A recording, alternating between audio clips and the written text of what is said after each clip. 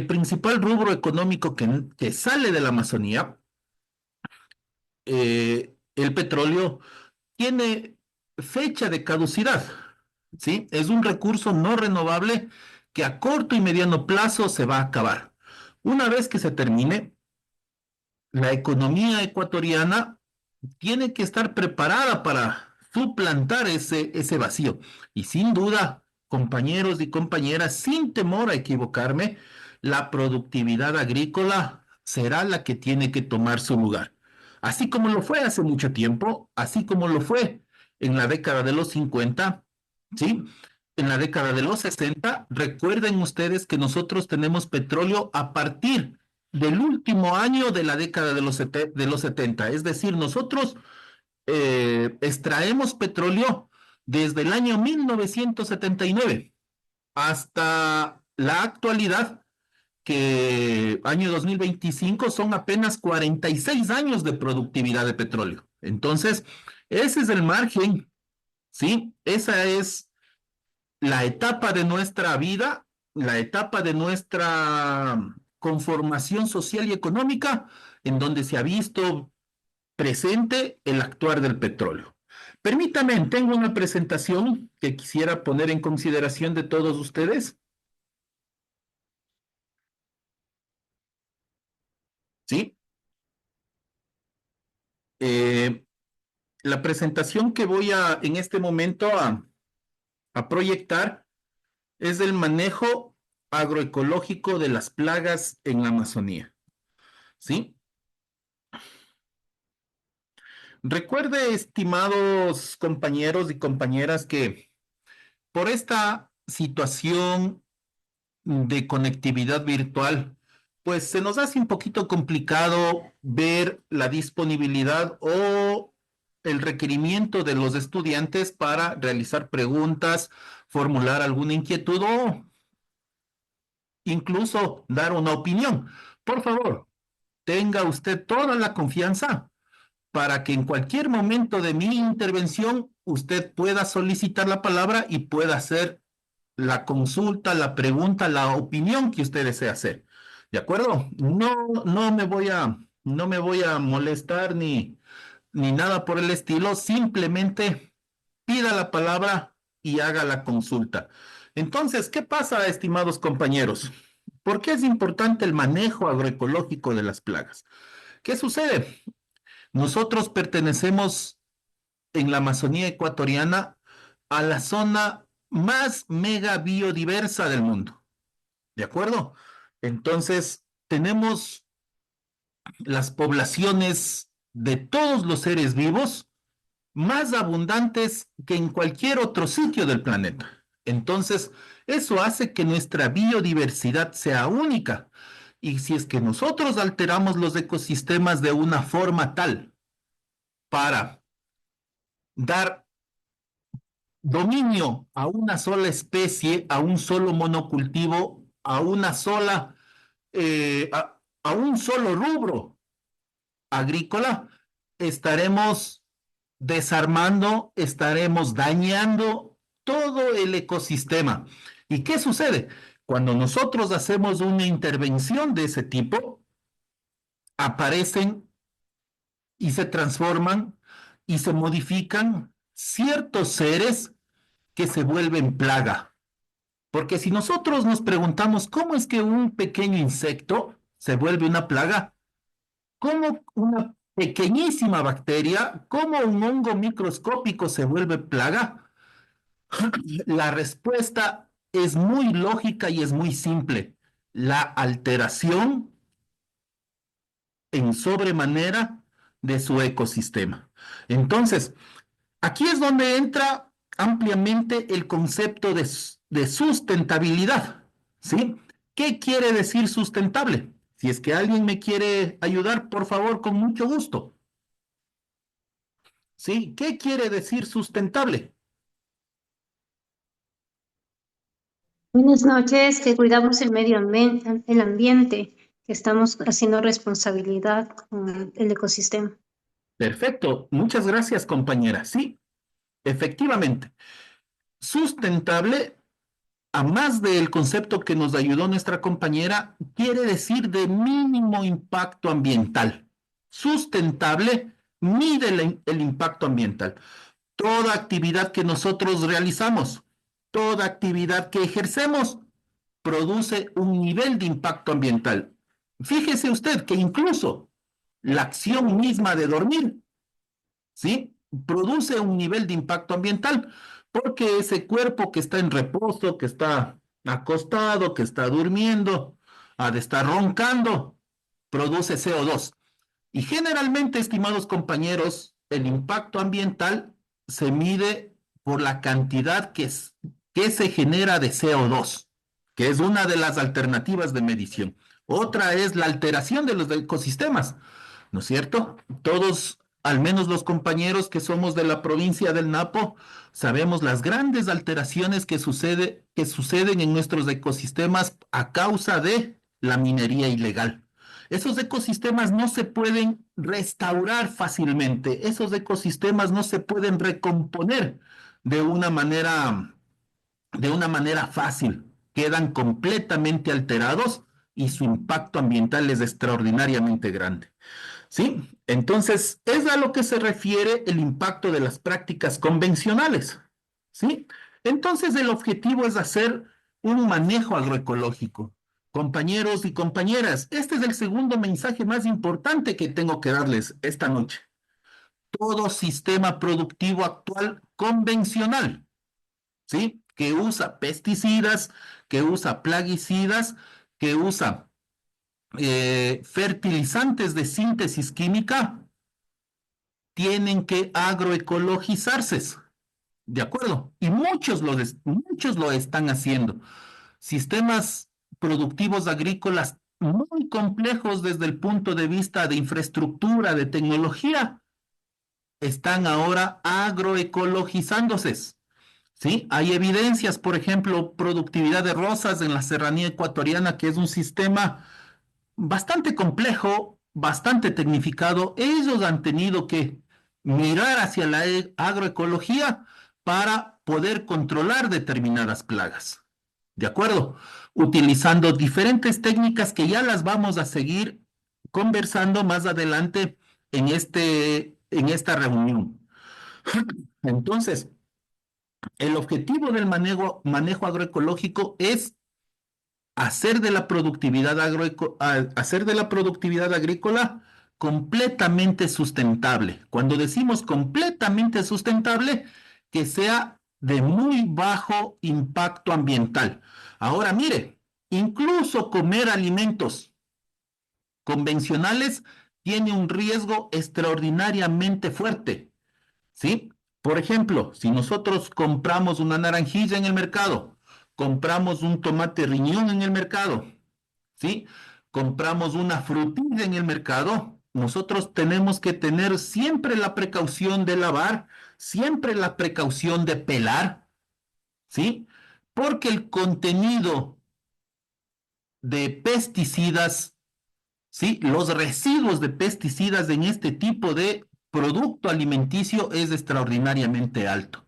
¿Y qué sucede? El, el mundo médico o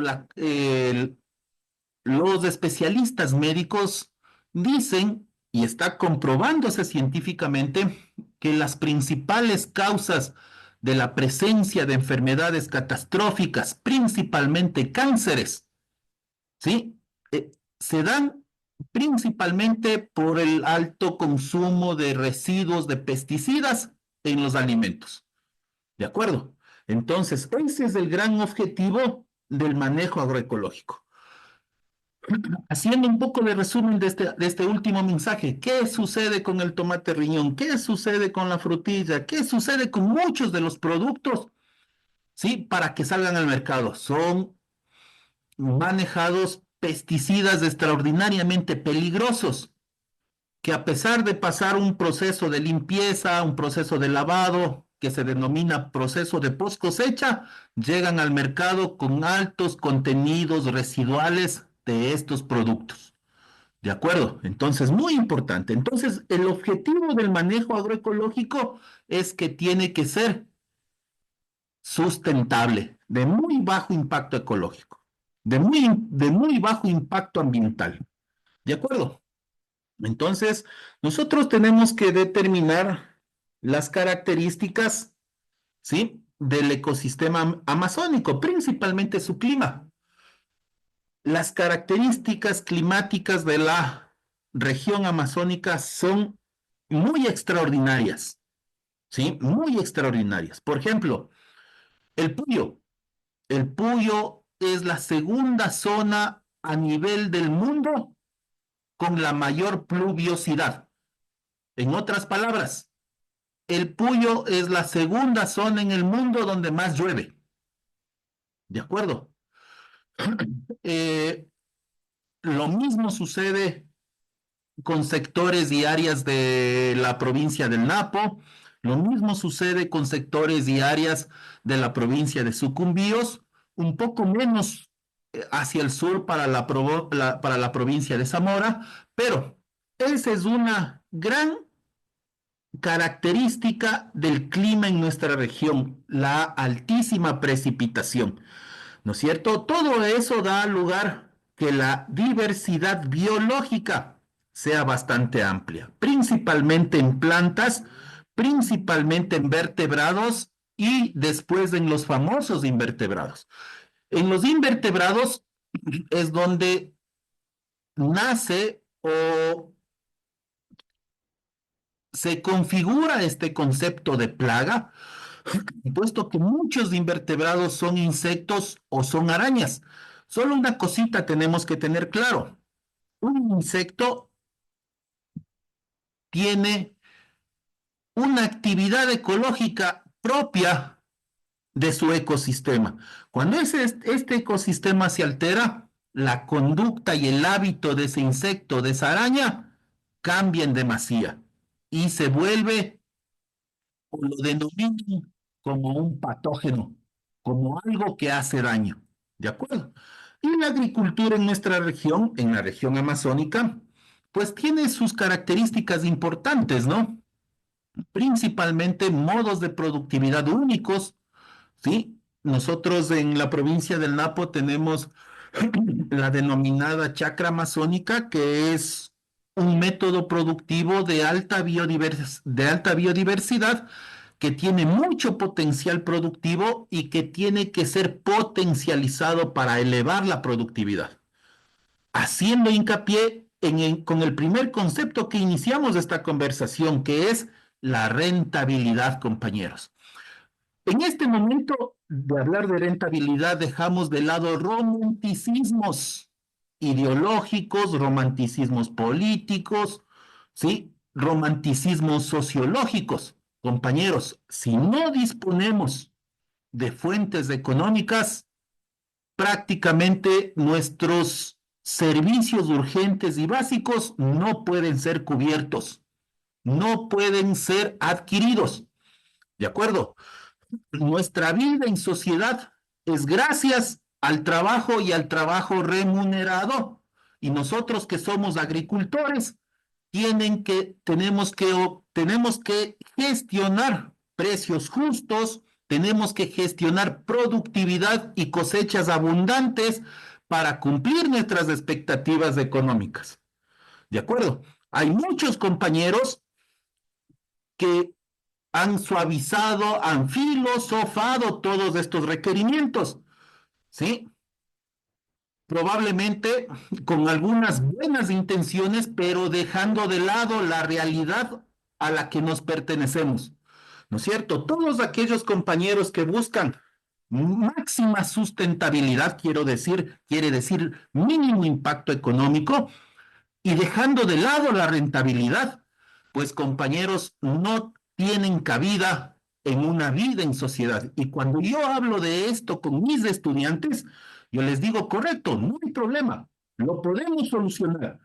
Todos aquellos compañeros que quieren total sustentabilidad, dejando de lado la rentabilidad, pues tenemos que hacer maletas, tenemos que preparar nuestro equipaje y trasladarnos a vivir con nuestros compañeros no contactados, Taromenane, Tagaeris, por ejemplo, ¿no es cierto? A ellos no les importa la rentabilidad. Prácticamente este esquema social de los no contactados es el paraíso, ¿sí? Cero impacto ambiental o minúsculo impacto ambiental, imperceptible impacto ambiental, ¿de acuerdo? Entonces, es un subtipo de sociedad, no sé cómo los llamarán los especialistas en el tema, pero ese sería para nosotros una especie de paraíso. Entonces, tendremos que incorporarnos hacia ellos, a todos los compañeros que estemos buscando total sustentabilidad y dejando de lado la rentabilidad. No sé si es que se comprendió este mensaje, este concepto. Por favor, si es que alguien tiene una consulta, una pregunta, con mucho gusto podemos conversar, podemos hasta debatir. ¿De acuerdo?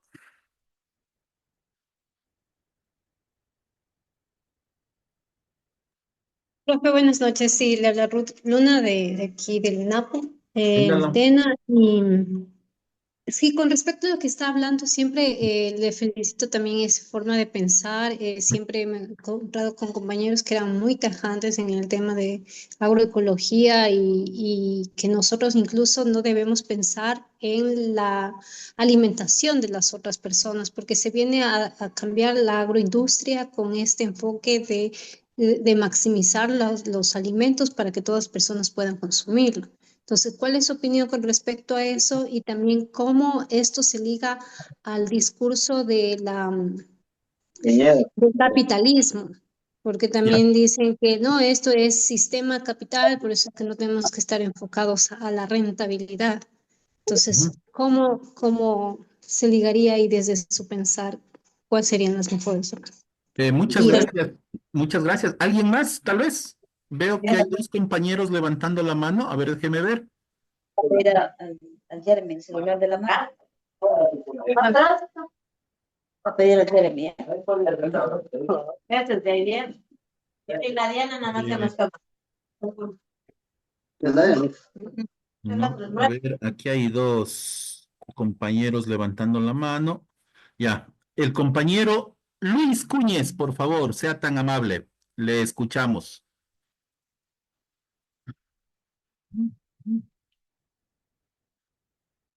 Y también tiene levantada la mano la compañera Gladys Quispe. Alituta, Guauqueguna, Ñucanchi, pueblos originarios napurunas, Caimanda, provincia de Napo. Me gustó mucho el tema que usted tocó sobre los Taraigris y los Taromenanis. Viven en su espacio, pero ahora la modernidad y y más que todo lo que se copia al occidente, aparentemente dicen la civilización. Civilización, cemento, civilización, contaminación, civilización, minería ilegal. Es algo tan absurdo y tan contradictorio de que hablan de civilización. ¿Qué vemos de civilización? Gran impactos, contaminación. El blanco, no estoy en contra del blanco, el blanco ha traído enfermedad, ha traído todo, destrucción más que todo. Y si vivimos con la madre tierra, el respeto a la Pachamama y a los saberes ancestrales, es muy bonito, es una forma de vivir y, un producto, y tener alimentos sostenibles y que nuestros abuelos viven más de 100 años. Es la alimentación tan orgánica que ellos tienen. Muchas gracias. Muchas gracias, estimado Luis. Sí, tal vez Gladys le gustaría también intervenir. Gladys Sí, Quispe, muchas gracias. tenga la... Muchas gracias a todos. Bueno, de pronto sea también el espacio como para poder compartir un poco la satisfacción de toda los temas de esta semana de estudio. En lo Sí. personal, estoy como que bastante trabajando estos últimos tiempos más en estos sistemas de cultivos mucho más temas agroforestales, temas más de estos cultivos más orgánicos, mucho más, ojalá garantizando realmente una agroecología. Y sí, acá viene como al tiempo una cierta controversia, diría yo. Por ejemplo, como trabajo con la línea del cacao, uno siempre va a estar pensando esta parte inversiones versus rentabilidad, sostenibilidad de negocios. Entonces, hay veces como pensar en un nivel bastante radical, como vivir este tema agroecológico, sistemas de vida que llevaron, por ejemplo, nuestros antepasados. Yo soy Saragura, del pueblo Saraguro, también vamos, solamente la generación anterior, casi la de mi padre y mucho más de mi abuela, nunca estuvieron pensando en rentabilidades, o sea, nunca, la vida era mucho más armoniosa y no pasó nada. En este momento la generación ha cambiado de perspectiva, de forma de vida y de proyección. ¿Cómo de pronto, eh, cómo encontrar el punto? Porque no me quisiera quedar con el cargo de conciencia, ya que mi trabajo en este momento es un poco maximizar, porque si bien es cierto, cuando uno empieza un emprendimiento vía una empresa, tiene que hacer inversiones y esas inversiones no pueden quedar muertas, tienen que retornar, diríamos, porque es como una forma de sostener, pero también cuando se hace el paso atrás, como que quedo ahí como en un shock, pero tampoco puedo quedarme, no. Ujú. Como que dejo yo ahí también esta idea en mesa de análisis. Bueno, no, Sí, al final estamos en una formación de bioeconomía, eh, que también debería ser un punto donde encontremos el punto medio para poder avanzar, ¿no? Creo ahí, como sí, más dejar esta idea sí, compartida en compañero. mesa. Muchas gracias, compañera Gladys. Sí, totalmente de acuerdo con muchos, con los tres criterios que se han dado. Voy a iniciar con la primera inquietud, en donde nos hablaban la compañera de incluso estarnos inclinando hacia una ideología capitalista por dar prioridad hacia que el ejercicio productivo tenga una rentabilidad. Entonces, compañeros, compañeras, si es que nosotros hacemos un esfuerzo físico, nosotros, como decía nuestra compañera Gladys, hacemos una inversión, ¿no es cierto? Compramos algo de semilla, compramos herramienta y todo lo que tenga que ver con productividad. Y después no obtenemos un rendimiento que satisfaga o que cubra esos gastos, ¿no es cierto? Prácticamente no estaríamos cumpliendo la misión del sistema productivo. Y el sistema productivo técnicamente se convierte en obsoleto. No serviría. ¿De acuerdo? ¿Qué sucede, compañeros? Esta situación de ideologizarnos, ¿de acuerdo? De buscar siempre el capital, es, disculparán la palabra, aquí somos sinceros antes que nada, es haber prostituido las ineficiencias. Si es que un sistema productivo después de haberlo trabajado, después de habernos sacrificado, después de haberle invertido, no produce, nos romantizamos y decimos, es que no buscamos el capital, buscamos que apenas nos dé para comer en la casa. Ojo, ¿qué sucede? Así se ha estado manejando mucha de la filosofía para atenuar nuestras deficiencias productivas. Y por eso, compañeros, prácticamente todas las provincias amazónicas presentan los índices de desnutrición infantil más altos del Ecuador. ¿De acuerdo? Si nosotros queremos sustentar que primero actuemos direccionados hacia la seguridad alimentaria, se nos cae ese discurso. ¿Por qué? Tenemos los índices más elevados de desnutrición infantil a nivel del país, compañeros y compañeras. ¿De acuerdo? Entonces, tal cual se presenta la productividad de nuestras chacras, no están cubriendo la necesidad nutritiva, alimenticia, ni de la familia. ¿De acuerdo? Necesitamos repotenciar, necesitamos rectificar y elevar la productividad. Sin duda alguna, compañeros. Lo primero, la alimentación en el hogar, la alimentación de nuestros integrantes, la nutrición de los niños. ¿Sí? Y creo que tenemos que tener la suficiente capacidad también para que nuestro esfuerzo y trabajo nos dejen utilidad y rentabilidad. Eso no es, compañeros, desde mi punto de vista, inclinarnos hacia una ideología capitalista que solo busca la rentabilidad. Pero tenemos también que ser realistas, ¿sí? ¿No es cierto? Como bien decía nuestra compañera, dice, ¿cómo no quisiéramos que sea en el tiempo de nuestros padres? ¿No es cierto? Nosotros los viejos sabemos cómo eran antes las dinámicas sociales principalmente. Por ejemplo, antes no teníamos estos aparatejos tan necesarios hoy, pero si hoy no disponemos del recurso necesario para pagar las recargas, para pagar el plan celular, ¿sí? Prácticamente estaríamos desconectados, estaríamos viviendo sin ninguna,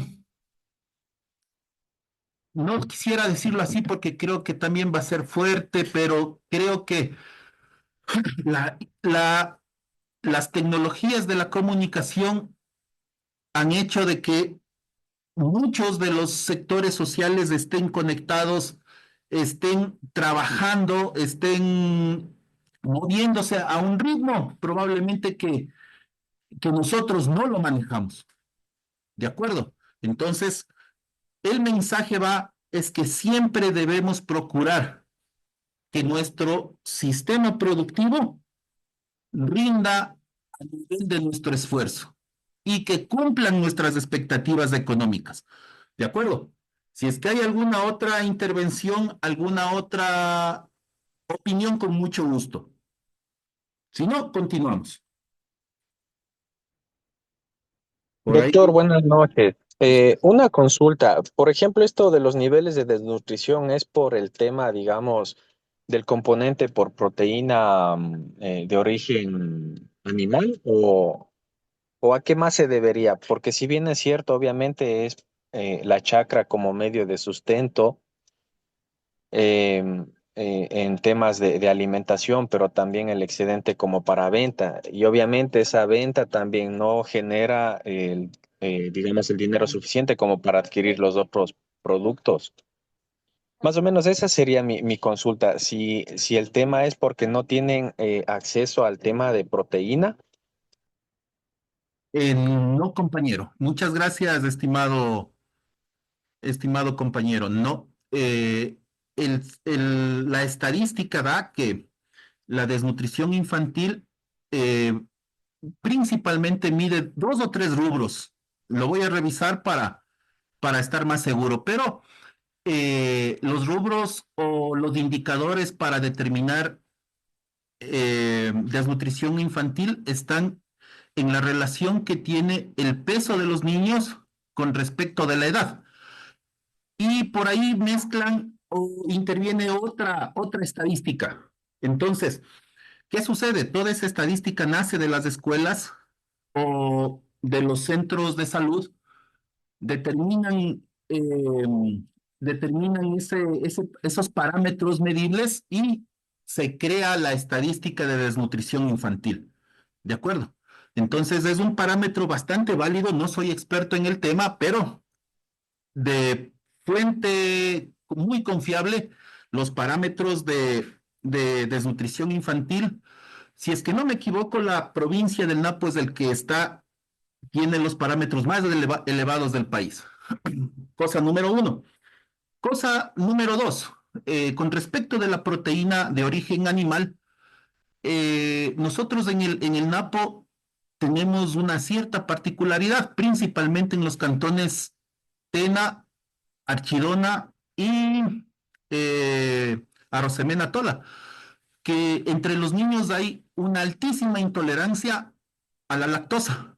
Cuando empiezan los periodos escolares en estos meses, si es que no me equivoco, ya se terminaron los periodos escolares, entran en un periodo de vacaciones y inicia otra vez el periodo escolar, ¿sí? Empiezan los periodos de diarreas, por ejemplo, porque cuando van a la escuelita se les suministra o reciben los desayunos escolares que principalmente están compuestos de leche de vaca, de leche vacuna, y muchas de las poblaciones bajas, digámoslo así, de los cantones del Napo, que es donde yo trabajo, sabemos que la intolerancia a la lactosa es muy, muy baja, ¿sí? Entonces es un fenómeno también que es necesario estudiar, que es necesario comprender por qué ese comportamiento. Entonces parece ser que al menos una proteína de origen animal tiene muy poca receptividad en la población infantil. Ahora, las provincias bajas, ¿no? Las provincias bajas como Zamora, eh, han evolucionado bastante, por ejemplo, en la productividad del ganado. Es la cuna del ganado Charolais, por ejemplo, de este ganado blanco, ¿no? De muy buen porte, de origen francés. No sé los pormenores con respecto de la sustentabilidad que nos estamos nosotros manejando acá. Eh, Probablemente por allá tengan otros parámetros con respecto de lo que estamos hablando, ¿no? Entonces, solo esa respuesta le pongo en consideración, ¿sí? Vamos a Muy continuar. amable, doctor. Muchas gracias, compañero. Si es que hay algún, no se preocupe, por favor, interrumpa y consulte. Mire, hay unos principios de manejo agroecológico que son muy importantes, ¿no? La amplia diversificación de cultivos, que en nuestra zona se lo implementa bastante bien. Nosotros tenemos chacras en donde se han contabilizado hasta 80 rubros, ¿sí? Tenemos este segundo punto que dice rotación de cultivos, que también en la zona nosotros lo utilizamos de manera recurrente, ¿sí? Hay ciertas zonas que ya se nos van especializando, por ejemplo, en el trayecto entre el Tena y el Puyo ya vemos nosotros los monocultivos de papa china, por ejemplo, ¿sí? Entonces, donde ya se nos van especializando la productividad, mal llamada, ¿no? Este concepto especializado, por ejemplo. Alguien decía que la productividad en la provincia del Carchi se produce el 54% de las papas que se consumen en el país, ¿no? Entonces le dicen un territorio altamente especializado, entre comillas, pero lamentablemente ese territorio, ya de llegar otra plaga así tan fuerte, acaban de sobrepasar una plaga muy importante, ya mismo ha de llegar otra, ya vamos a conversar de eso, pero siempre buscamos rotaciones de cultivo, ¿sí? Entonces, el ejemplo de la papa china y el ejemplo de la papa en el Carchi era para comprender este concepto de rotación de cultivo que evita la acumulación de plagas en un cultivo específico, ¿no? Tenemos este otro concepto que es extraordinariamente importante, que es el control biológico, principalmente para utilizar enemigos naturales. En este tema es donde hacemos muchísimo hincapié, compañeros, en el manejo agroecológico de las plagas. Es un tema que estamos investigando en la universidad día a día y de lo cual nosotros queremos hacer un puntal. ¿De acuerdo? Ya voy a ampliar este concepto más adelante. Y nosotros tenemos como cuarto punto la conservación de la biodiversidad. ¿Eso qué quiere decir? Mantener hábitats naturales para fortalecer la resiliencia de los ecosistemas. Pero también un concepto importante de conservación de biodiversidad es mantener nuestras variedades propias, nuestras variedades que siempre las hemos utilizado, puesto que llegan nuevas variedades, por ejemplo en cacao estamos muy, muy inclinados hacia sembrar exclusivamente el famoso CCN 51, una variedad mejorada que lo desarrolló el INIAP. Entonces, una vez que nosotros queremos esta variedad que tiene buenas características en ciertos aspectos, pero ¿qué sucede? Eh, Muchos de los productores dejan de lado otras especies o dejan de lado otras variedades de cacao. Actualmente nosotros en Iquian contamos con 16 líneas de cacao nativo y criollo que los vamos a propagar y los vamos a seguir extendiendo para seguir ganando sus características. ¿De acuerdo? Entonces, vamos a hablar un poquito más de este tema también como avancemos con la presentación. Mire, como le decía, el control biológico es un tema base y de muchísima preponderancia en lo que respecta al manejo de las plagas, ¿sí? Nosotros tenemos que determinar ciertas técnicas, ciertos procedimientos para hacer de esta herramienta una herramienta extraordinariamente útil, ¿no es cierto? Hay ciertas especies que se convierten en predadores o también depredadores, ¿sí? Entonces, insectos que controlan poblaciones de otros insectos, yo le he puesto como ejemplo los coccinélidos, ¿sí? Que vienen a ser las mariquitas, que los conocemos comúnmente, pero coccinélidos tenemos en un número de casi 60 especies de coccinélidos, ¿sí? Y también nosotros encontramos como control de plagas aquellos entes que parasitan sobre otros insectos. Y es lo que vemos en la imagen, una avispa parasitoidea, ¿sí? Entonces, estas avispas lo que hacen es ovopositar, lamentablemente la imagen es un poquito borrosa, pero lo que está haciendo esta avispa es ubicando su ovopositor que tiene en forma de aguja en el interior de este pulgón. En el momento en que la avispa ubica su huevo en el interior en el interior de este pequeño insecto, el huevo se desarrolla en el interior del animal, aún estando vivo. El huevo eclosiona y la larva se alimenta del interior de este áfido o pulgón. Entonces, de esta manera se haría el control. Hay muchísimas avispas, compañeros, en nuestro ecosistema amazónico. Sí, como anécdota nomás, el día de antes de ayer estuvimos pasando un poco de viruta hacia un invernadero allá en Iquian y hay un pequeño panal de avispas en el camino y me picaron dos, ¿no? En la espalda. Entonces, esa misma herramienta de picar de la avispa, ¿sí? Es el ovopositor el que utiliza para introducir los huevos en su presa. ¿De acuerdo? Entonces, si funciona, entonces un depredador se come a su enemigo y un parasitador ubica los huevos en el interior. Y hay muchos ejemplos, compañeros. Solo hemos puesto dos, ¿sí? Hay muchos ejemplos. Pero también tenemos este conjunto de plantas repelentes, ¿sí? Que tienen esta opción de actuar un, de actuar con sus olores fuertes, con sus olores penetrantes, para evitar que ciertas plagas se acerquen hacia los cultivos. En la gráfica nosotros vemos una flor de taguete, ¿sí? Que va a ser de mucha utilidad para nuestras partes altas, por ejemplo, Cantón El Chaco, Cantón Quijos, con su cabecera cantonal Baeza.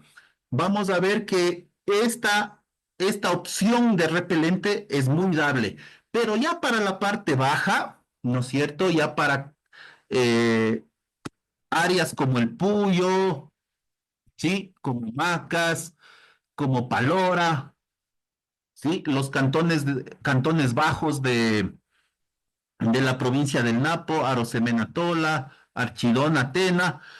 Tenemos la planta de NIM, ¿sí? Incluso, compañeros, del NIM es tan efectivo como una planta repelente que ahora hay un producto que se lo vende de forma comercial. Y si no me cree, póngale en su buscador de internet, póngale NIM X. Y es un producto distribuido por una comercializadora de agroquímicos. Entonces, estos son solo dos ejemplos de muchas plantas repelentes que nosotros también podemos integrar al sistema de productividad de la chacra o del sistema de productividad de cultivos. ¿De acuerdo? Entonces, nosotros tenemos una tercera opción que son los famosos microorganismos y en los que este servidor trabaja directamente. En la imagen, nosotros vemos una imagen del famoso Bacillus thuringiensis. ¿De acuerdo? Bacillus thuringiensis es una bacteria que tiene la propiedad de tener un exudado que tiene propiedad insecticida. Y por ejemplo, si nosotros indagamos un poquito, el primer transgénico que se elaboró fue un maíz que se denomina maíz BT. ¿Por qué se llama maíz BT este transgénico? Porque es maíz Bacillus thuringiensis. ¿Eso qué quiere decir? Que en el ADN, en la estructura molecular de este bacillus, hay un cromosoma que tiene o promueve la exudación de esa sustancia insecticida. ¿Qué hicieron los científicos? Los científicos identificaron ese cromosoma y lo pasaron al maíz. ¿De acuerdo? Y nació el primer transgénico, el famoso maíz BT. Entonces, nosotros constitucionalmente, el Ecuador por su constitución está prohibido trabajar maíz BT. Después se comprobó que el maíz BT es nefasto para las poblaciones porque llegaba la oruga del maíz. Siempre que nosotros pelamos un choclo, siempre nos encontramos con un gusanito, ¿no? Ese gusanito lo conocemos comúnmente como el gusano del choclo, tiene por nombre científico tuta absoluta y otro creo que se llama agrotis, no recuerdo su especie.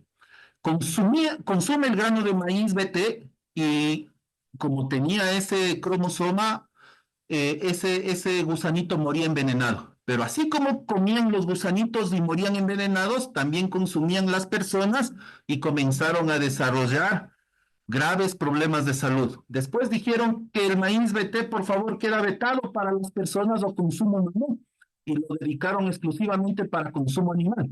También los animales, los cerdos, los pollos comenzaron a presentar muchos problemas de salud y después eliminaron completamente el maíz BT del mercado. Pero ¿qué sucede, no? Solo es un ejemplo de cómo un microorganismo tiene tanta posibilidad. La agroecología, estimados compañeros, es tan efectiva, la agroecología es tan efectiva que también en la farmacéutica se ha utilizado la agroecología. Cuando nosotros comemos algo que nos sienta mal, ¿no es cierto? Y lamentablemente terminamos con un problema estomacal, y ya sabemos lo que pasa cuando tenemos un problema estomacal, ¿no es cierto? Hacemos uso recurrente del baño, ¿sí? Y nos sentimos débiles, nos deshidratamos, ¿sí? Nos perdemos las fuerzas, ¿no es cierto? Vamos a la farmacia y alguien que me ayude. ¿Qué medicamento o qué producto buscamos en la farmacia? ¿Alguien me podría ayudar? ¿Alguien ha tenido la experiencia esa? Claro, doctor, es directamente a comprar los probióticos o en este caso la famosa... ah, En la chacra eh, tenemos para el estomacal. La enterogermina. Exacto, Justamente, me compañeros. robó de ¿Sí? la boca. Enterogermina. Agua de guayaba. También funciona. ¿Qué sucede, estimados compañeros? Quiero hacer énfasis a este producto farmacéutico que se llama enterogermina. El producto enterogermina no es otra cosa que Bacillus, ¿sí? Y si es que no me equivoco, para no equivocarme, voy a buscar aquí en el internet.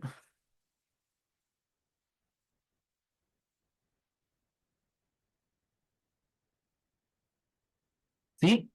El producto de la enterogermina solo es el nombre comercial, pero enterogermina es Bacillus clausi. Entonces es un microorganismo de tierra, compañeros, es un microorganismo de suelo.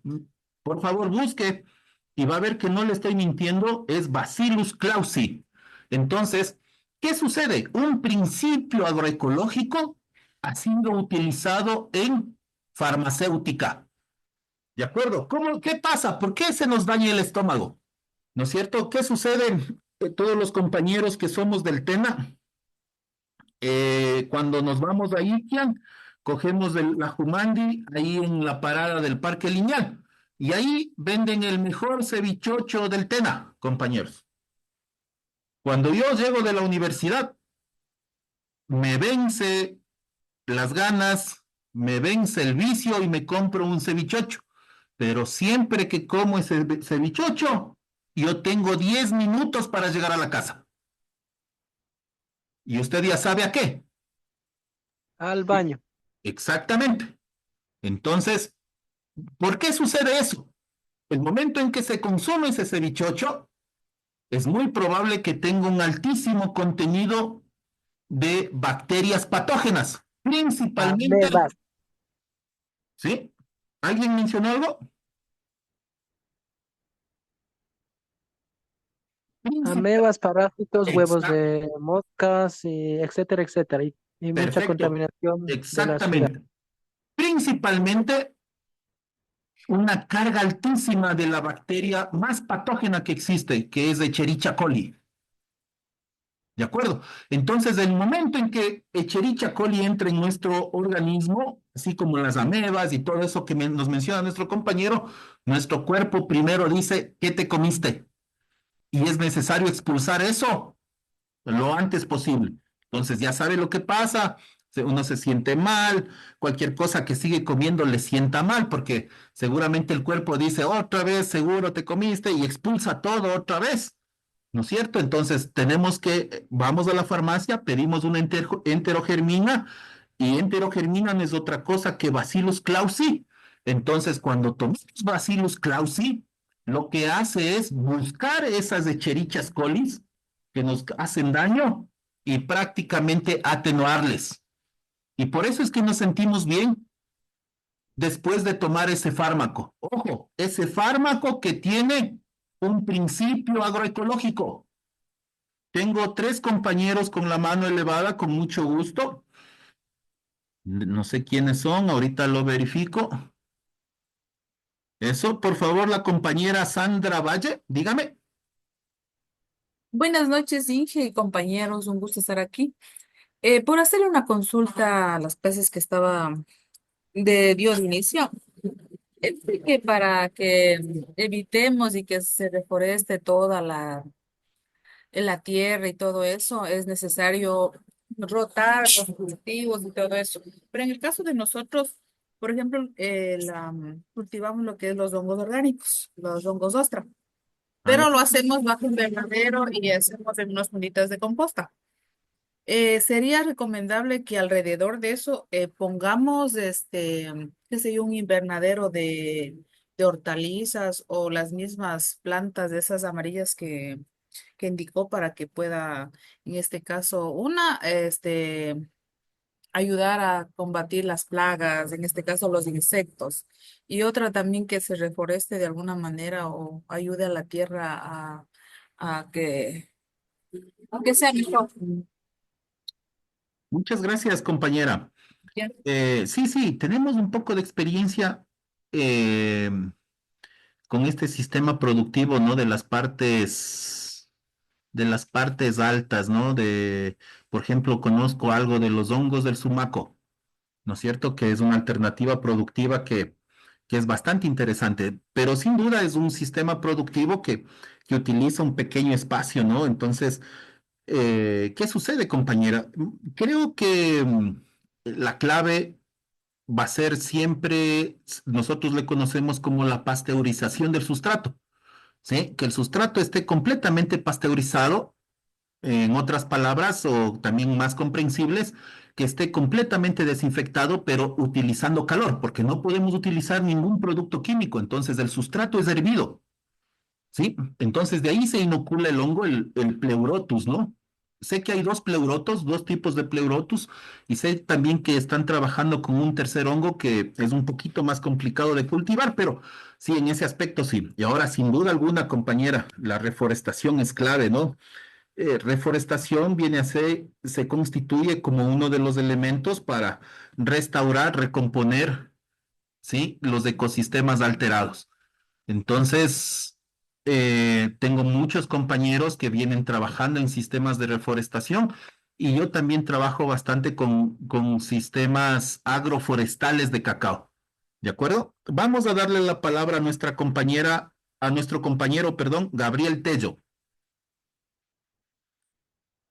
Doctor, buenas noches. ¿Alguna sugerencia en el tema del manejo, por ejemplo, del control biológico?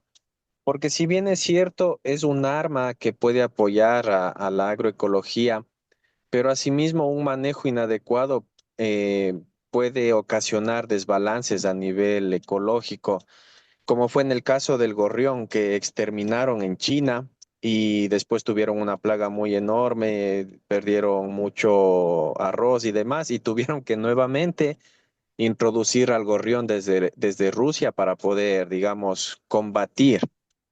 Asimismo, por ejemplo, hay este uso desmedido de tricodermas, sobre todo de tricodermas. Obviamente van a generar un desbalance a nivel microbiológico de suelo. En este caso, qué parámetros deberíamos nosotros tomar como para hacer un uso adecuado de estos organismos? Bueno, de estos organismos vivos que nos pueden ayudar en este caso para promover una agricultura sana. Muchas gracias, compañero Gabriel. Sí, en realidad, cualquier alteración que nosotros inducimos en el sistema trae su riesgo. Pero ojo, mucho ojo, compañeros.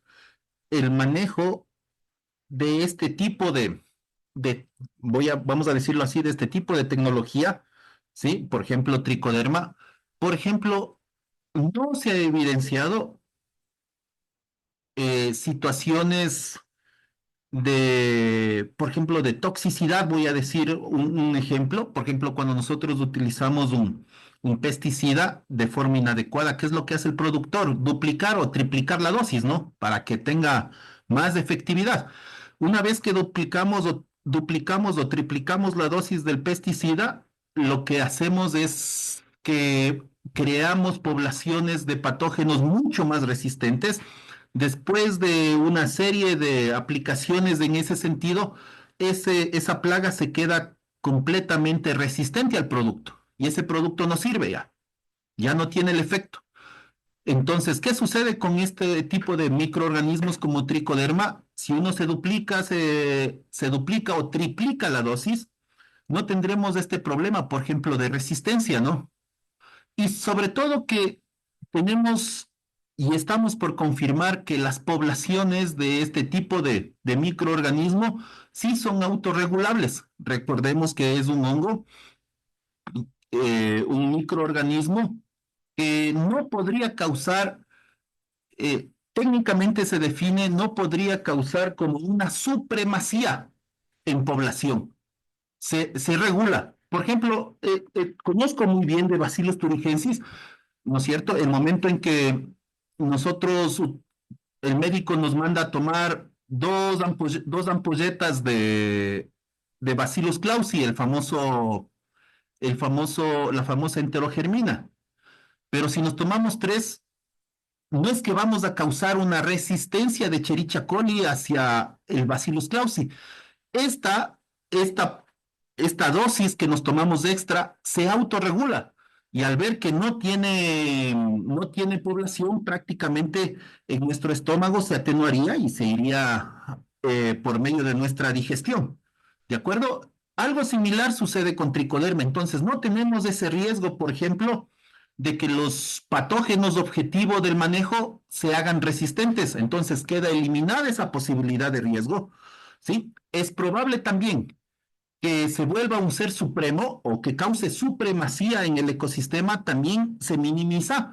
Y sin duda hay que actuar de una forma muy, muy responsable, porque puede ser que por ahí busque o cause daño a algún otro elemento del ecosistema. Sin duda alguna, todo elemento que manejemos como control biológico en agroecología también tiene que ser manejado con mucha responsabilidad. ¿De acuerdo? Tenga la bondad la compañera Yesenia Torres.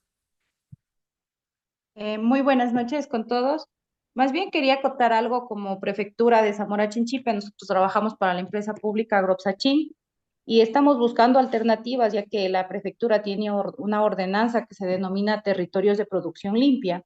Entonces tenemos que dar alternativas de producción, en este caso, más bien con certificaciones orgánicas. Como sabemos, necesitamos, netamente estamos orientados para los cantones de Chinchipe y Palanda, donde es la fuerza en el tema de la producción de café orgánico.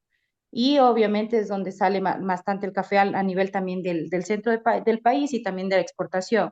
Entonces, como empresa estamos tratando de realizar este tema. Usted sabe que son microorganismos y hay muchísima investigación que realizar, pero más bien para hacerles conocer que estamos trabajando nosotros con lo que es el Bacillus subtilis.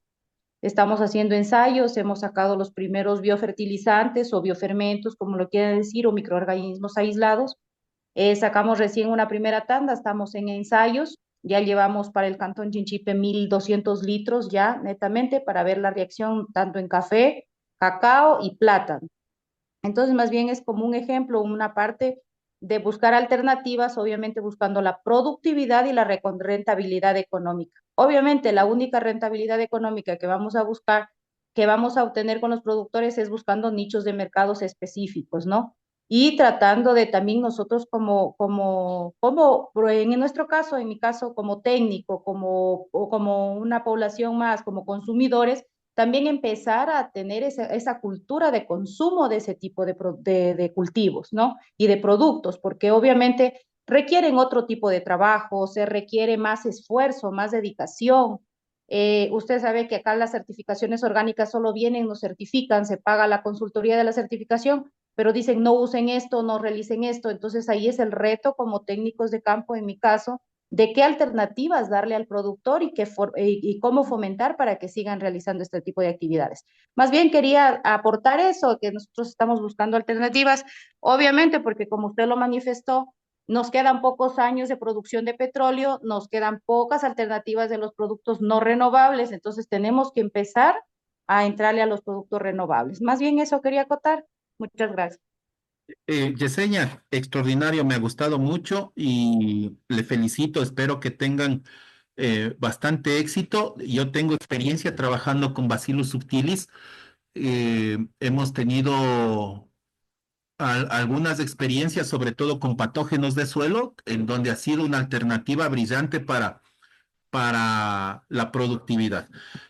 Solo una preguntita que aparece aquí en el chat que dice, la leche de vaca tiene todos los nutrientes necesarios para el crecimiento del niño. ¿Qué me dice de la leche vegetal?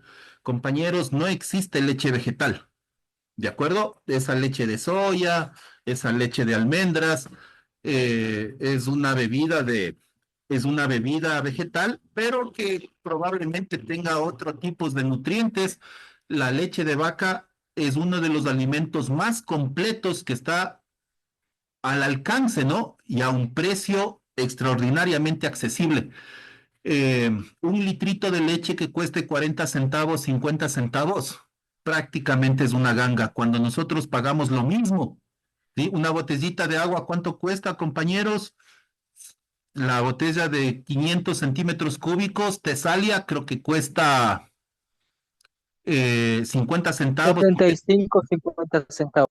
Entonces, mire que un litro de agua cueste lo mismo que un litro de leche. Es una injusticia muy, muy grande, compañeros. Eh, Imagínese usted un litro de leche de soya, ¿cuánto costará? Un litro de leche de almendras, ¿cuánto costará? Entonces, para muchas familias se va a convertir en un alimento que va a ser prácticamente inalcanzable, ¿no? Este fenómeno que yo le conversaba de la intolerancia de los niños amazónicos hacia la leche es una cuestión, al parecer, de costumbre, ¿sí? Entonces, sería necesario favorecer, ¿no? Como decía nuestra compañera Yesenia, que tengamos mayor costumbre de consumo de estos alimentos. ¿De acuerdo? Entonces dice, las fundas que venden en las tiendas no es leche, es suero de leche con saborizantes, preservantes, bebidas lácteas. Sí, puede ser mucho de eso, ¿no? Hay una ley, hay un reglamento en donde, compañeros, es muy necesario etiquetar los productos, ¿de acuerdo? Si es que es una leche láctea a base de suero, tendría que estar etiquetado, pero si nosotros sabemos que se está engañando a la población que viene leche y que no es leche sino suero, tendríamos que denunciar para que las autoridades tomen cartas en el asunto. Muchas gracias. Vamos a ver, tenemos dos compañeros con la mano levantada. Sea tan amable. Tengo el correo electrónico abelmor86 Gmail. Tenga la bondad.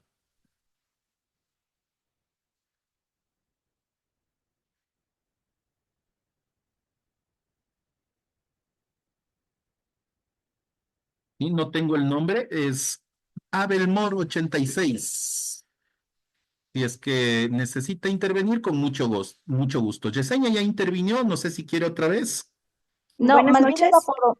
Ah, ya, démosle paso a la compañera. Buenas Ajá. noches, ingeniero. Buenas noches, compañeros. Mi nombre es Andrea. Mil disculpas, ya me voy a cambiar No, no. en el nombre. Inge, quería hacerle una consulta y aprovechando que estamos aquí algunas personas que trabajamos dentro de este tema. Le comento un poquito. Yo trabajo en una fundación en la cual trabaja brindando apoyo en toda la cadena de valor a los productores que son de las comunidades Shuar y Achuar del Cantón Taisha. Sin embargo, nosotros hemos tenido algunos inconvenientes por el tema de que las comunidades con las que nosotros trabajamos no tienen todas las condiciones sanitarias como para poder vivir, carecen de letrinas, de pozos sépticos, no tienen agua potable. Entonces, estas personas tienen la necesidad de utilizar el bosque o cerca de sus fincas para hacer sus necesidades. La fundación en la que yo trabajo manejamos todo el tema de certificación orgánica.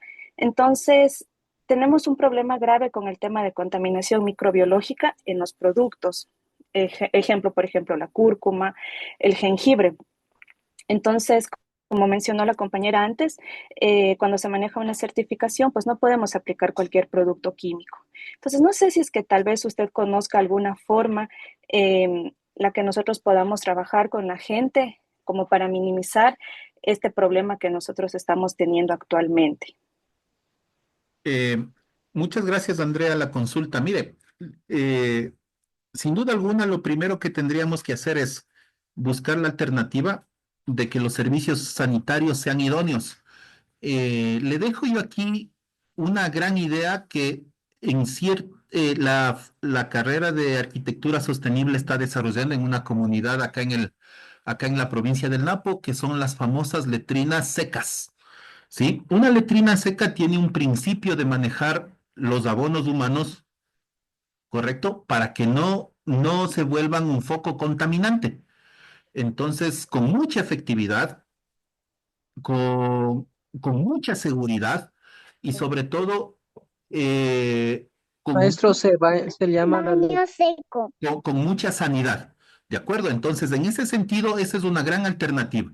Y después, yo creo que sí deberíamos utilizar alternativas biológicas, algún tipo de bacillus, para contrarrestar aquellos coliformes fecales, principalmente Echerichia colis, ¿sí? En donde los bacillus van muy bien.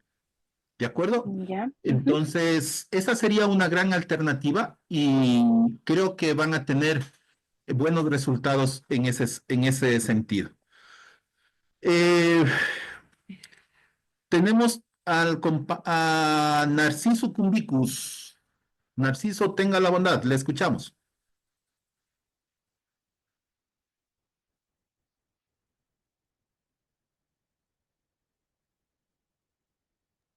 Doctor, disculpe hasta que conteste el compañero. El tema ¿Ya? de biodigestores también pudiese ser Perdón. un tema para poder, digamos, tratar ese tema de evitar la contaminación por heces fecales y demás. Sin duda, sí. Se me viene ahora mismo a la cabeza los biodigestores. También es una gran alternativa y combinado, ¿no? Con estas letrinas, podrían ser una gran alternativa para para el manejo sanitario. Sí, muchas gracias por la recomendación, es muy pertinente. Ujú. Muchas gracias. Ujú. Eh, bueno, mientras revisamos, por favor, continuemos. Me interrumpe nomás Narciso si es que ya eh, decide o encuentra la manera de hacer la pregunta. Bueno, Tenemos no sé esta si otra. pueda un poco comentar lo que pasa, que no puedo alzar la mano. No Ah, sé si ya. puedo. Diga, por favor, le escuchamos. Sí, buenas noches. Yo solamente quería comentar un poquito el tema acerca de lo que produce intolerancia a la lactosa. Y justamente lo que usted decía, ha habido una preocupación por parte de los ganaderos de la zona que ingresa bastante leche de afuera por las grandes empresas principalmente. Entonces hay una pequeña como investigación de que ingresa, por ejemplo, suero de Colombia, creo que entra como a 3 o 4 centavos cada litro. Entonces las empresas lo que hacen es poner saborizantes, preservantes y lo vendían como leche. Después de algunos reclamos que se han hecho y tantas denuncias, ya se está poniendo en algunas bebidas lácteas, pero casi no se nota.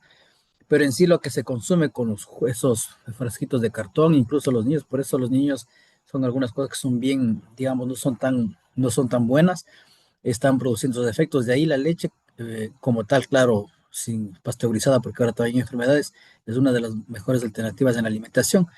Quería comentar un poquito eso porque a veces se sataniza un poco el tema de la ganadería, que la leche es mala, que es tanta cosa, que la ganadería por poco más los pedos de la vaca destruyen el mundo. Entonces, por eso quería un poco solo comentar ese temita y nada más, mi estimado amigo. Gracias por la palabra. Con mucho gusto. Gracias, Henry. No, totalmente de acuerdo con usted. La ganadería trabajada de una forma inteligente, ¿sí? Trabajada de una forma eh, con tecnología sustentable, sin duda alguna, es una de las alternativas, primero para desarrollarnos y segundo para cumplir nuestros grandes objetivos de seguridad y soberanía alimentaria. Sin duda alguna, la ganadería juega un papel muy preponderante. Yo respeto mucho y necesitamos desarrollar más estrategias y más técnicas para hacerla más sustentable en nuestro medio. La ganadería juega un papel muy, muy importante. Sin duda alguna, siempre encontramos estas malversaciones de los sistemas, ¿sí? El contrabando de leche es real, ¿sí? Yo conozco de buena fuente. Espero que las autoridades sigan tomando cartas en el asunto y que ese problema se siga atenuando. De acuerdo, déjenme pasar unas 2 diapositivas y abrimos espacio para seguir conversando y debatiendo. Mire, otra estrategia es el uso de plantas medicinales y también repelentes, ¿no? Nosotros tenemos ciertas plantas nativas como la ruda y el ajo que nos ayudan a ahuyentar las plagas y también podemos utilizar sus extractos y aceites vegetales para preparación de ingredientes o preparación de pociones, ¿sí? Que nos permitan manejar las plagas. Nosotros ya habíamos conversado del NIM, ¿sí? Aquí está mal escrito, tengo que corregir. Y Ahora vamos a hablar del ajo. Creo que todos conocemos el ajo. El ajo tiene unas propiedades increíbles, principalmente como repelentes. Entonces, ¿qué sucede? El ajo o los aceites naturales o los extractos no son letales, ¿de acuerdo? No son letales. Porque, ¿qué sucede? El NIM sí lo es. El NIM, si nosotros lo aplicamos hacia un insecto, el NIM es letal, sí, va a matar el insecto, pero eh, una vez que el NIM actúe sobre un conjunto de insectos, también va a matar a los malos y también va a matar a los buenos, ¿no? Entonces, por ejemplo, si una abeja polinizadora, una abeja melífera, tiene contacto con el extracto de NIM, lamentablemente sucumbirá. No así estos otros que funcionan extraordinariamente únicamente como repelentes, ¿de acuerdo? Entonces, sucede que estas alternativas naturales en su gran mayoría no alteran la biodiversidad ni la salud del suelo, ¿sí? Entonces, hablemos un poquito también de la cobertura vegetal, ¿de acuerdo? Que significa mantener áreas de vegetación nativa y favorece hábitat de enemigos naturales. ¿Sí? Los hábitats son muy importantes. Es necesario mantener, por ejemplo, si nosotros queremos gran presencia de avispas, siempre vamos a preferir plantas, hierbas que presenten flores, porque las avispas, al ser parientes de las abejas, siempre van a buscar las flores. ¿De acuerdo? Entonces, manejamos el hábitat, compañeros. Tenemos otras estrategias agroecológicas, principalmente barreras vivas, cultivos de cobertura. Nosotros estamos haciendo un trabajo con maní forrajero, siembra de árboles para proteger los cultivos de las plagas. Entonces, barreras vegetales. Hay plagas, por ejemplo, todos creo que conocemos o alguna vez hemos escuchado de mosca blanca. Una mosca blanca solo puede volar entre 30 y 40 centímetros. Eso quiere decir que esa plaga no tiene gran capacidad de vuelo.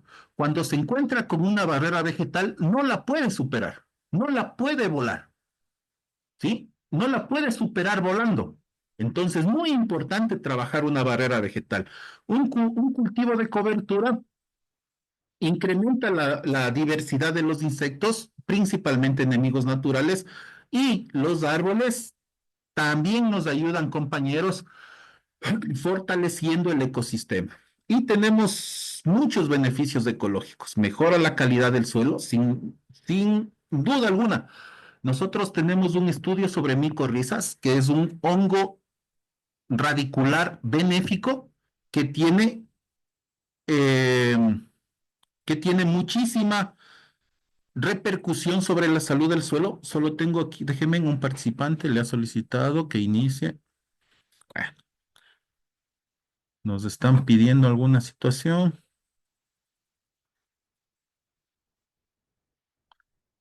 Entonces, ¿qué sucede?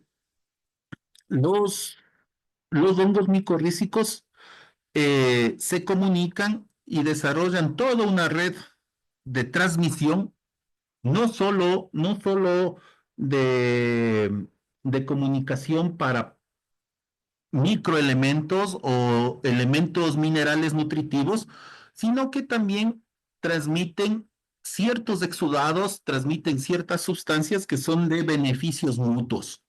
¿De acuerdo? Entonces, ¿qué sucede? Que el manejo integrado de plagas es un conjunto de combinaciones, ¿sí? De prácticas agroecológicas. Y nosotros tenemos que implementar, por ejemplo, monitoreos constantes, tenemos que saber monitorear, tenemos que, tenemos que hacer acciones de control manual y control mecánico.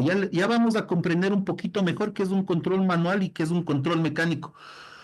Nosotros trabajamos también con la mosca de la fruta. Creo que muchos de ustedes también han de tener conocimiento y creo que, bueno, mosca de la fruta es de conocimiento de todo el mundo, de todos los presentes que están aquí en esta sala virtual. ¿Alguna vez hemos masticado o hemos partido una guayaba? Cuando partimos una guayaba nos encontramos una sorpresa, ¿no es cierto? Y esa sorpresa es un gusano, una larva que está nadando o está circulando en medio de la pulpa de la guayaba. Esa larva es mosca de la fruta. Yo también, el robo fue. Y también tenemos que hacer aplicaciones preventivas, aplicaciones de prácticas preventivas, recolección de frutos caídos, tenemos que hacer podas, ¿sí? No tenemos que dejar que ciertas ramas se arrastren, bueno, y todo un conjunto que vamos a seguir trabajando. Mire, tenemos algunos beneficios del manejo agroecológico de las plagas. Primero, trabajamos mucho en sostenibilidad, ¿no es cierto? La sostenibilidad nunca se vaya a olvidar, por favor. Impacto ambiental. Todo lo que hagamos tiene que ser de muy bajo impacto ambiental. ¿De acuerdo? Entonces, si es de muy bajo impacto ambiental, preserva la biodiversidad, los recursos naturales y la salud de los ecosistemas amazónicos. Reducción del uso de los químicos. ¿Sí? ¿Qué sucede? Si nosotros tenemos un biocontrolador, tenemos un conjunto de alternativas, barreras vivas, cultivos de cobertura, tenemos franjas naturales con árboles, ya no dependemos del uso de los pesticidas, ¿sí? Y reducimos sobremanera la contaminación del agua y del suelo. Y tenemos una mejora de la resiliencia. La resiliencia es el concepto, creo, más fabuloso que existe en agroecología. Y resiliencia se define como la capacidad de superar momentos o tiempos críticos. ¿De acuerdo? Un ejemplo para comprender resiliencia. Cuando usted era joven, ¿no es cierto? Todos aquellos compañeros entre 17, un poco antes, 16, 17, 18, 19 años, cuando recién comenzamos a vivir, ¿no es cierto? Comenzamos a experimentar la adultez, ¿no es cierto? Nos enamoramos con facilidad y por ahí nos enamoramos, pero vimos aquel mensaje de WhatsApp, prácticamente se nos rompió el corazón y cosas así. Entonces pensamos que el mundo se nos va a terminar, el mundo se nos va a acabar, pero no. Seguimos viviendo, seguimos desarrollando, seguimos trabajando. Entonces, la siguiente vez que nos vuelva a suceder eso, ya no nos duele tanto y así sucesivamente nos convertimos en muy resilientes. ¿Sí? Lo mismo tiene que suceder con un sistema agroecológico que probablemente pase por una temporada de crisis, ¿sí? Por ejemplo, ahora mismo, compañeros, les doy un ejemplo, la famosa pudrición del cogollo en la productividad de palma aceitera, ¿sí? Si usted hoy en la mañana para desayunar se fritó un huevo, es muy probable que ese aceite es de es de palma aceitera o palma africana. Si se tomó una ducha, se pegó y se bañó, utilizó un jabón, es muy probable que el principal ingrediente de ese jabón sea de la derivación de la palma aceitera.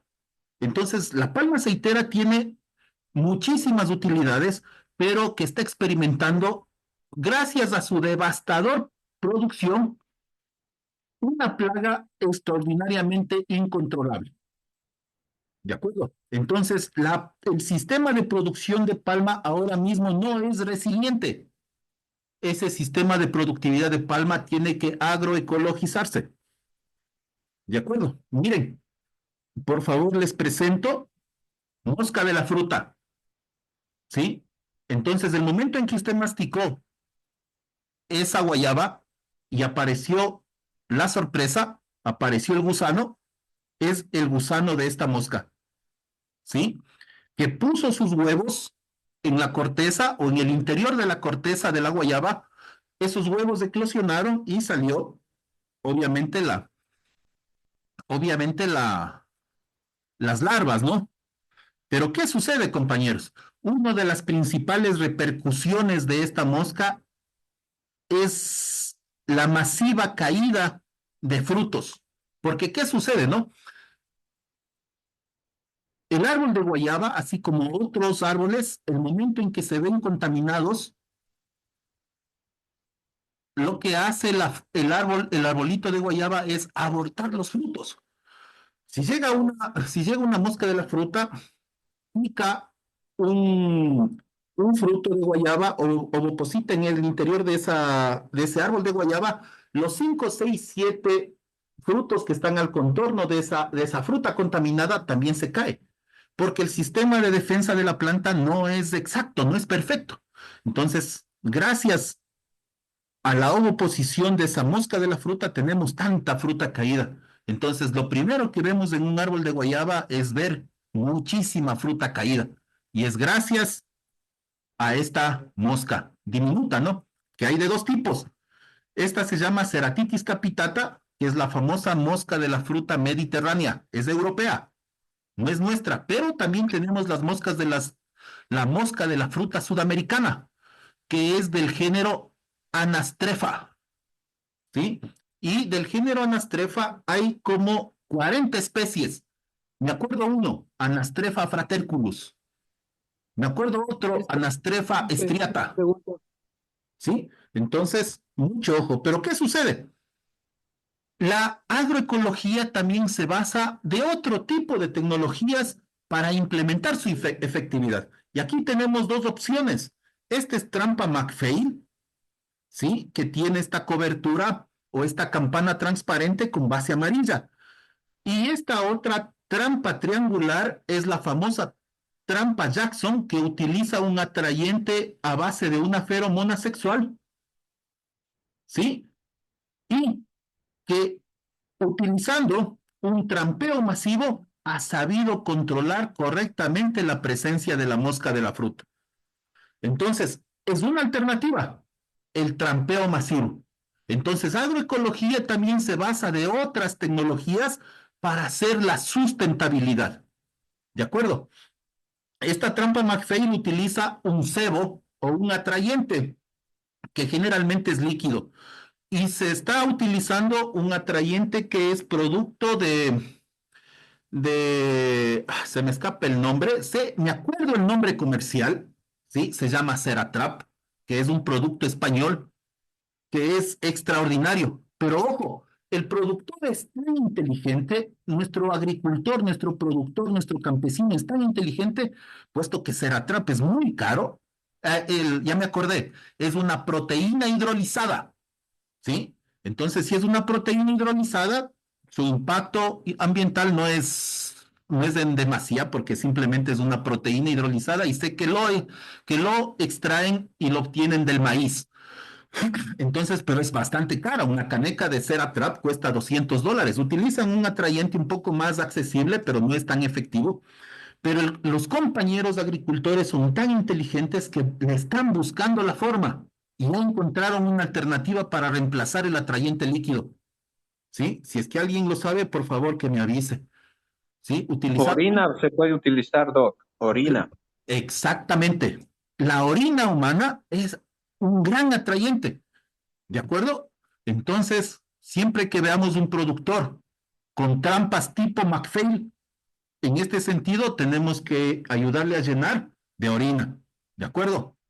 Entonces, eh, por ahí tendríamos que un poco dilucidar, ver cómo va esta situación sanitaria que ya nos manifestaron, pero es un ámbito muy, muy importante de saber eh, ¿por qué la orina es tan efectiva para atraer moscas de la fruta? Por ahí podríamos incluso reemplazar, ¿no?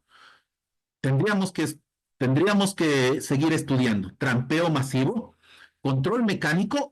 Este es importantísimo, compañeros. Estudios han demostrado que de la fruta caída, si la recogemos, disminuimos en 70% la población de mosca de la fruta, únicamente recogiendo la fruta caída, enterrándola o haciendo una compostera. ¿De acuerdo? Entonces es muy importante aquellos pasitos tan sencillos, pero ¿qué sucede? El productor o aquellos productores que ya llevan tiempos con el sistema productivo, lo que buscan es la mayor facilidad y compran el plaguicida.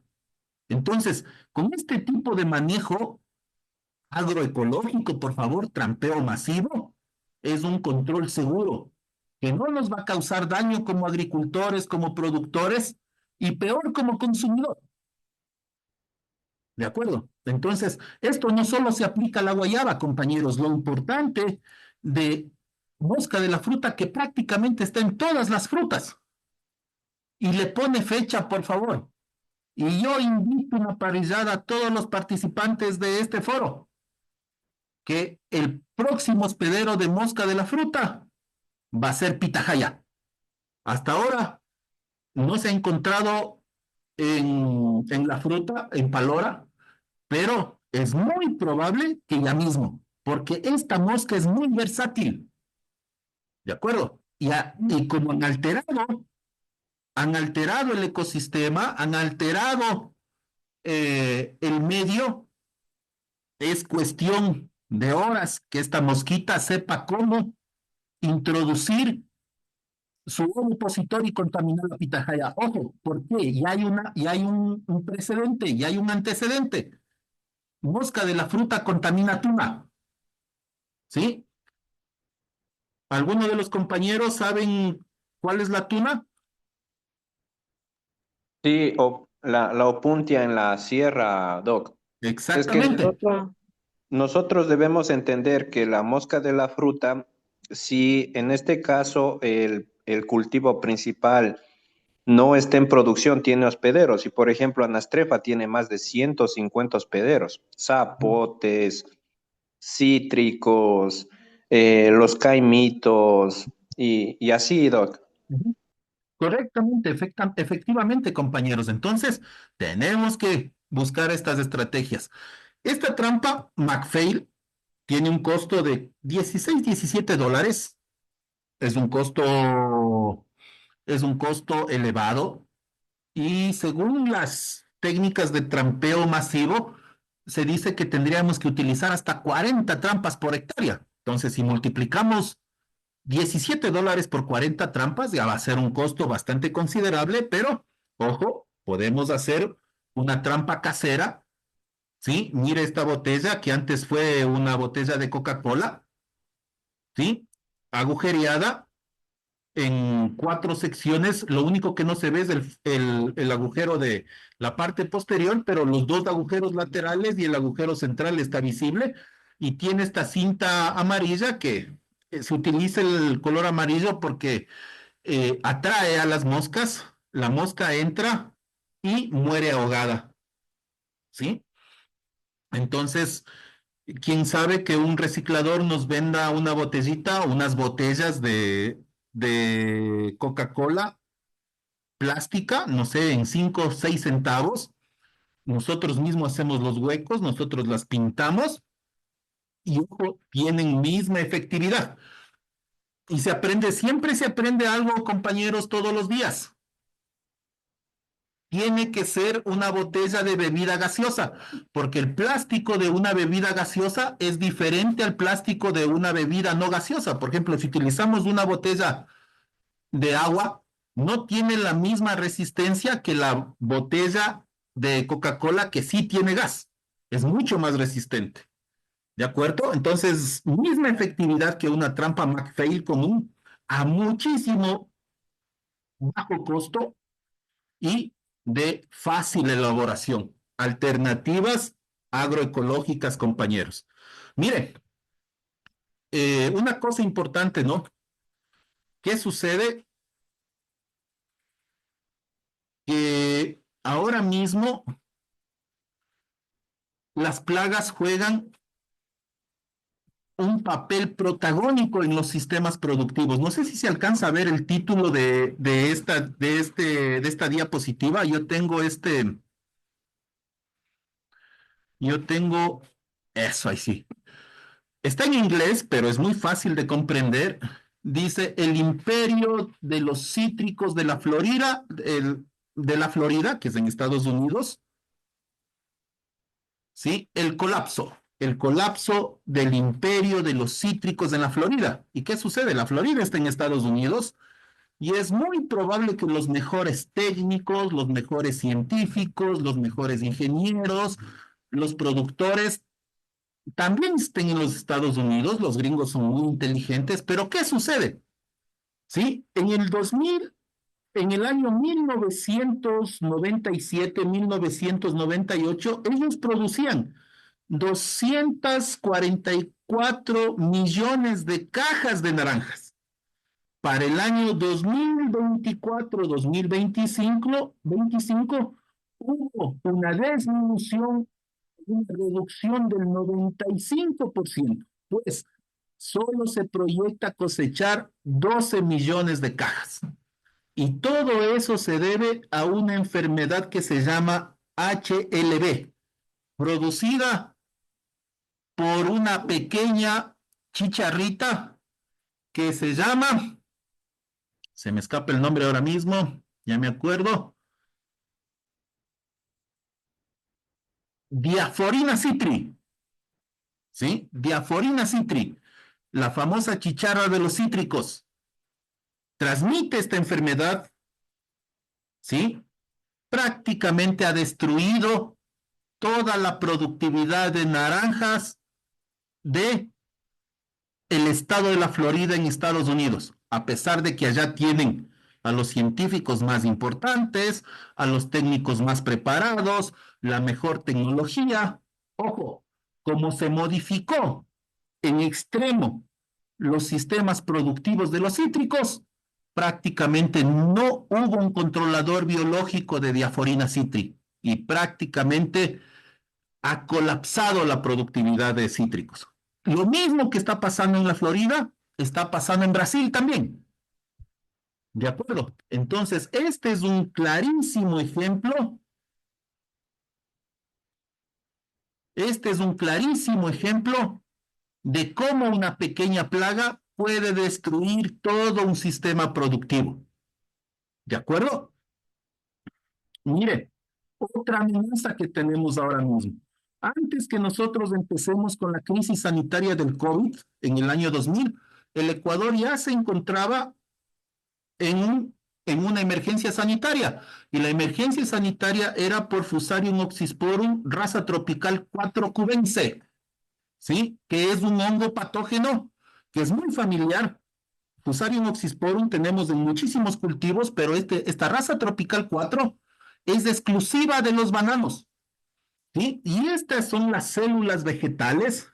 Recuerde que un banano es la única hierba que se cree un árbol, ¿sí? Entonces tiene un sistema de transmisión o un sistema vascular bastante amplio.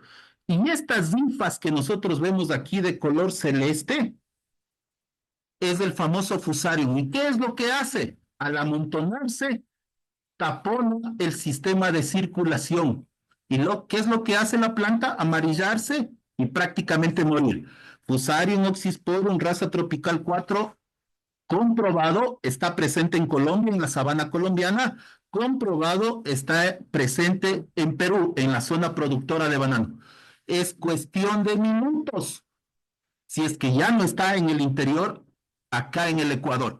Pero no importa, las grandes exportadoras de bananos sabrán arreglárselas, sabrán comprar tecnología, pero sucede que afectará al resto de plátanos, al resto de musáceas, ¿no es cierto? Va a afectar a los verdes, va a afectar a los doritos, va a afectar a los barraganetes, va a afectar a los otaetes, va a afectar a todos los plátanos. Y todos estos plátanos es fuente de la seguridad alimentaria de muchos de nuestros pueblos amazónicos. Este patógeno no tiene remedio. Y lo único que está funcionando son técnicas agroecológicas. Está trabajando muy bien Bacillus subtilis para Fusarium oxysporum. Ojo, ahora mismo hay una crisis del plátano por el moco del banano, que es Ralstonia solanacarium, ¿sí? Ahora mismo hay una crisis del plátano en la costa, hay una crisis del plátano en la sierra, por Ralstonia, el famoso moco del plátano. ¿De acuerdo? Entonces, el plátano está carísimo ahora. No lo sentimos en la Amazonía. Probablemente tenemos que seguir trabajando en evitar que esta plaga se propague en el interior de la Amazonía. Sé que hay unos focos de incidentes, unos focos proliferadores en la provincia del Napo, en la zona de Chontapunto, Aguano y otros sectores más. Mire, este es moco del plátano. Se amarillentan las plantas, así queda la fruta, porque recuerde que el plátano es la única hierba que se cree árbol. Entonces, su tronco, que es bastante, eh, ¿cómo se le puede decir? Flexible, ¿no es cierto? De un machetazo rompemos nomás un tronco de plátano, ¿sí? Tiene unos vasos vasculares bastante amplios y el moco también ingresa eh, las colonias de bacteria, taponan los vasos vasculares y la planta lo que hace es amarillarse y se muere, ¿no? Se muere, compañeros. Y si es que algo llega a cargar la planta, queda con un daño completamente grande. Entonces, problemas. Lo que yo les manifestaba, la famosa PC o pudrición del cogollo de la palma aceitera en Esmeraldas, se ha disminuido casi en el 60% la productividad de palma. Y muchos de los palmicultores o empresas palmicultoras se están pasando a los cantones Loreto, Chuchufiqui, pensando de que es una zona segura. Pero, pero ¿qué sucede? Compañeros, va a ser cuestión de minutos, cuestión de horas, para que el patógeno, está comprobado que en el Ecuador el agente causal o el agente patógeno del PC de la palma es Phytophthora palmivora. ¿De acuerdo? Entonces, problemas muy, muy graves. Y para nosotros, otros problemas tan graves, ¿no? Las famosas monilias, ¿sí? Primero la monilia y después tenemos la escoba de la bruja, que también es una monilióptera perniciosa. Esta de acá es Monilióptera roreri. Y tenemos el otro problema de enfermedad del cacao, que es Phytophthora palmívora, la misma de la palma, pero ahora en cacao. Entonces, tenemos que encontrar esa estrategia agroecológica para manejar, para trabajar en mejor productividad. ¿De acuerdo, compañeros? Aquí la presentación. Abramos un espacio en donde podamos conversar, por favor.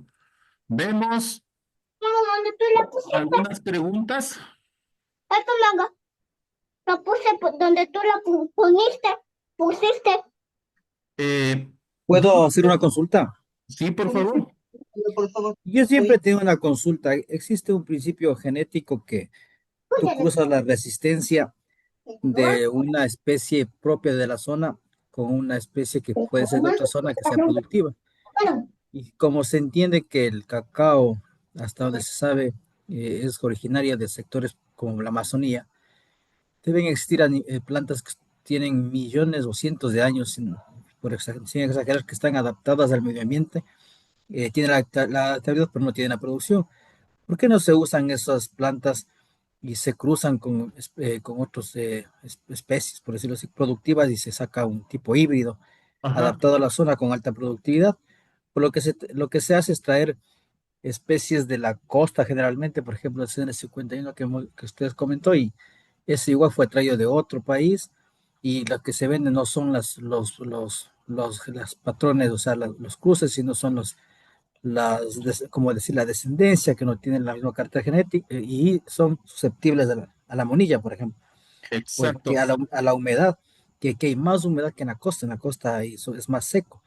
Entonces yo siempre he tenido esa duda, ¿por qué se trae de afuera y no se genera una especie teniendo aquí al patrón nativo, por decirlo así, adaptado a la zona que tiene una resistencia que no le pegaría casi nada? Habría que hacer un cruce con una especie que se cree productividad. Esa sería mi Sí, pregunta. muchas gracias, estimado Henry. Sí, tiene muchísima razón. La Amazonía tiene que generar, desarrollar y trabajar en fitomejoramiento del cacao, sin duda, ya se está haciendo. Se ha trabajado conjuntamente con INIAP y tenemos algunos clones que están siendo valorados. Tenemos algunos resultados. Ahora mismo con una comunidad de Rucuyacta en Archidona vamos a probarlos ya en campo. Vamos a ver que ojalá sigan expresando su resistencia y también queremos transmitir todo lo que les acabamos de decir. ¿Por qué? Muchas veces lo que nosotros tenemos que hacer cuando encontramos cultivos altamente contaminados es hacer el trabajo mecánico y manual, recolectar frutos que estén enfermos, aislarlos, enterrarlos, compostarlos para que no se vuelvan un foco contaminante y sigan eh, expandiendo las enfermedades. ¿De acuerdo? Entonces, vamos a ver qué tal nos va. Necesitamos seguir mejorando. El trabajo de fitomejoramiento no es un trabajo fácil, es un trabajo investigativo bastante amplio, bastante largo, al punto que CCN 51 creo que fue liberado, sí, ojalá no me equivoque por mucho, pero creo que hace 20 años, ¿sí? Y recién ahora acaban de liberar una nueva variedad, creo que es doble E81 algo, ¿sí? Pero después de mucho tiempo. Tenga la bondad del compañero Vladimir Ramón. Samuel dice Sí, que ya nos sí. apuremos. Tenga la bondad. Buenas, buenas noches, un gusto. Estaba escuchando muy atentamente la clase, me pareció muy interesante, me llamó mucho la atención la parte cuando usted empezó a hablar del ajo. Quisiera más bien robarme un par de minutos para compartirles una experiencia que tuve en ganadería con etnobotánica, etnoveterinaria, que también es parte de la agroecología, y que siempre cuando la gente que estamos haciendo actividad pecuaria, se nos queda interesante la parte agrícola de la agroecología, pero ¿cómo lo aplicamos? ¿Cómo lo llevamos a la práctica a la agroecología dentro de la parte pecuaria?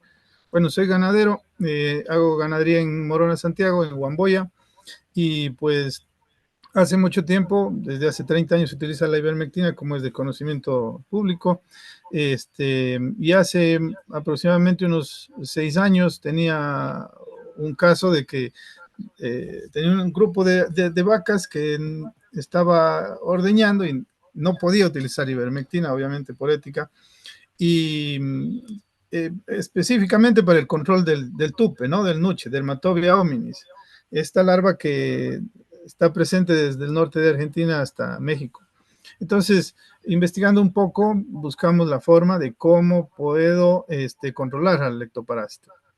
Bueno, pues busqué algunos libros, algunos traducí, otros busqué otras fuentes para dar con el control, ¿no? Y ver cómo controlamos. Bueno, encontré un producto que inicialmente funcionó a base de ajo, ají, ruda, tabaco y trago, un producto macerado por 7 días y funcionó muy bien. Hice 1 litro al principio, luego hice 1 galón y luego hice 20 litros y luego ya esto lo empecé a hacer un poquito más. Funcionó muy bien en los animales de origen europeo. Hablo de Charolais, Brunswick, Jersey y los que estoy manejando acá. Y bueno, al inicio todo perfectamente bien. Y luego empecé a analizar el ciclo de la mosca, que debía hacer las aplicaciones cada 20 días aproximadamente, porque si yo aplicaba este producto en el cuerpo del animal con una bombita, se morían las larvas más adultas. Sí, controlaba muy bien, pero cuando las larvas más jóvenes estaban en desarrollo, pues no les afectaba, porque no tenía contacto con el producto. Entonces, fui analizando y viendo cuál es el problema. En realidad, no voy a poder eliminar este ectoparásito de los animales, pero tengo que buscar una estrategia, ¿no? Y otra cosa que se planteó hace poquito la persona que me antecedió, el compañero, es lo que justamente planteó el uso de especies criollas o adaptadas al medio. Así que busqué también información con respecto a razas criollas y pues acá en nuestro país no tenemos disponibles razas criollas. Sí, nuestros vecinos en Colombia tienen más de 10 razas de ganado bovino autóctonas de Colombia, que tienen más de 500 años de adaptación con la venida de los españoles. Pero bueno, en todo caso buscamos una forma de tener animales adaptados a nuestro medio como la raza Cenepol. Así que estamos teniendo resultados con esa raza, que es un cruzamiento de una raza europea con una africana. De esta manera no tenemos ectoparásito de una manera tan agresiva como con las razas Charolais o Brunswick o Jersey. Por ponerles un ejemplo, si antes en las mismas razas teníamos En terneros de 3, 4 meses tenemos hasta 20, 30 nódulos del tope. Con las razas Enepola, con mucha facilidad, bueno, tendremos unos 5, 6 o 7 tupes nada más. Es por la raza. Entonces, si entendemos la dinámica y el contexto, es importantísimo para la toma de decisiones. Solo hablo del punto de vista de la sanidad y todo lo que tiene que ver con el ecosistema amazónico, con la conservación, el peso de los animales, la fertilidad y bueno, el fin de todo esto de la producción tiene que ser, obviamente, el bienestar de la familia. Ese es mi Muchas aporte. gracias, estimado compañero. Sí, en realidad vemos, siempre hay alternativas, siempre hay estrategias que pueden servir. Sin duda, ¿no? Así como pasa en las plantas, en los animales también se van, se van buscando alternativas. Sé que los antibióticos también es un problema bastante grande en los animales.